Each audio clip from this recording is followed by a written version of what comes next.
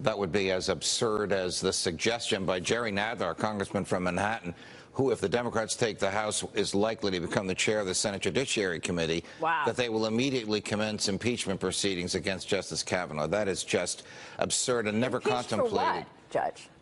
Well, you know, he didn't say. My guess is, trying to think the way the Democrats do, is that they will argue that he lied under oath in order to get his job. Now, impeachment only pertains to misconduct in office, but there is authority to say it can address misconduct used to acquire office. But I don't really think the country wants to go there. Brett Kavanaugh will slip into the anonymity that a lot of the other justices have. And in my view, you'll begin to see a lot of unanimous opinions. This is John Roberts, the Chief Justice's M.O. You're not going to show unity by all showing up at a rally in the East Room of the White House, but you will show unity, cross-the-aisle unity by unanimous decisions. It'll raise some eyebrows. But he has to make a decision this afternoon on a case very important to the president. And that is, can somebody who's often a guest on your show, Secretary of Commerce Wilbur Ross, be forced to give a deposition about how the Department of Commerce chose to put questions in the census about immigration and nationality? Federal Trial Court of Manhattan ordered the deposition. Federal Appeals Court of Manhattan ordered the deposition. Wow. Justice Ginsburg stayed the order. Now, when a single justice stays an order, that stay lasts for 24 hours until the other justices vote. So this morning they will take a vote. Question, will Justice Kavanaugh recuse himself from that, or will he vote? I don't think he needs to recuse himself, even though President Trump has an interest in it. He's now on the other side of the government. But we'll see which way he goes. Boy, it's amazing. This whole idea of, shaming and this takedown, another example of conservatives being targeted. Right. A report from the Washington Examiner says that Susan Rice's son was allegedly physically assaulted on campus at Stanford for a stand titled "Change My Mind."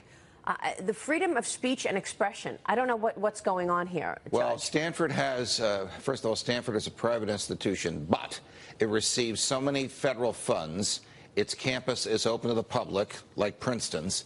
It is required to protect the freedom of speech. I don't know exactly what happened, but it appears that her son does not share his mother's political views, and that he was openly and notoriously supporting the president and was physically roughed up for that by other students. I think, sadly, we're going to see more of this. Hillary Clinton herself has said it's time for us to be aggressive. We'll lay back and be civil once we take the House.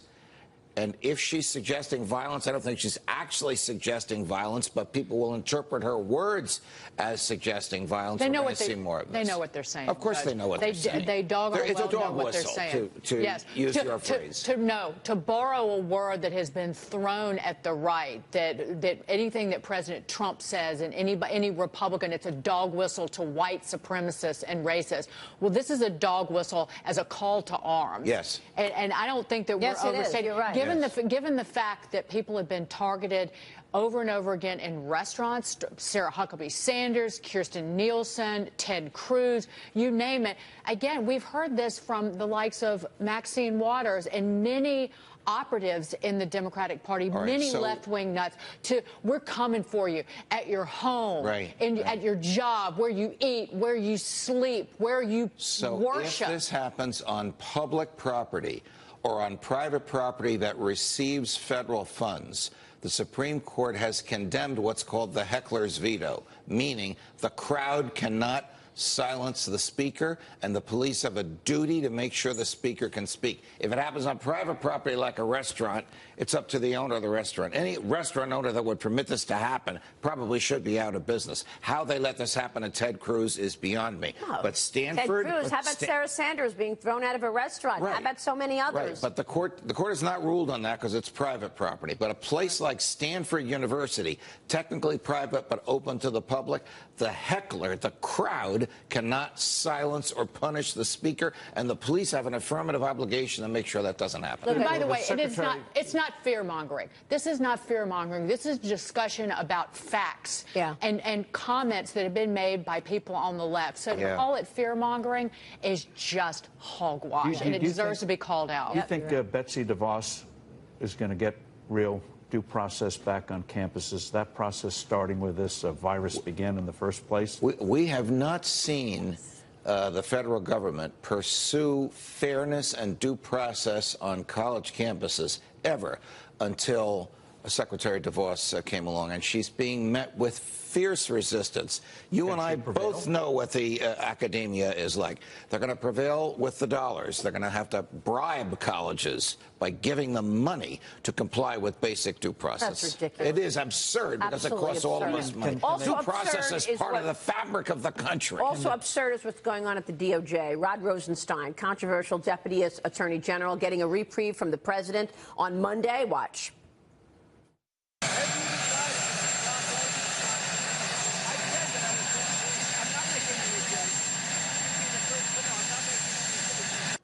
The president is not going to fire Rod Rosenstein right now. He is slated to meet with congressional Republicans tomorrow.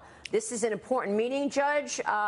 What's your take? I don't know what's going to happen because the meeting's going to be in secret. And, of course, I've been an antagonist to these secret meetings for years. What Rosenstein said is in conflict with what Andrew McCabe said, who is now facing criminal review. Andrew McCabe, who is being investigated for lying, is now being held up as the person to contradict what Rosenstein said. There are apparently half dozen people in the room, 3 back Rosenstein, 2 back McCabe, so add McCabe and Rosenstein as the others.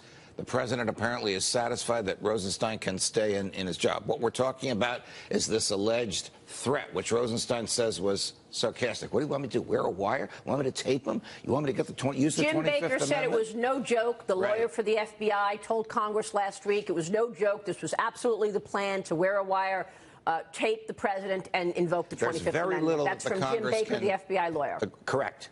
The former FBI lawyer. There's very little the Congress can do about this other than shame him. He can't be impeached for this. They can't affect the budget for this. They could press the president to fire him, but the president, for his own reasons, we just heard him, has decided he's not going to do anything. He's going to do it before the midterms. He'll probably do it after the midterms. But they're also, Andy McCabe and even Baker may be out to get Rosenstein because he also helped write the memo that was behind the firing of Jim Comey, or that was the justification. The two of them lost their jobs because Rosenstein did what he believed the president wanted. That's right. So you got to take that into account as well. And the president's not going to fire anybody based on a New York Times report. I mean, just the optics of that. Not before the midterm. Not before maybe after the midterm. Look, a lot of people think that in 2 months, the Attorney General of the United States is going to be Lindsey Graham, and he will choose his own deputy.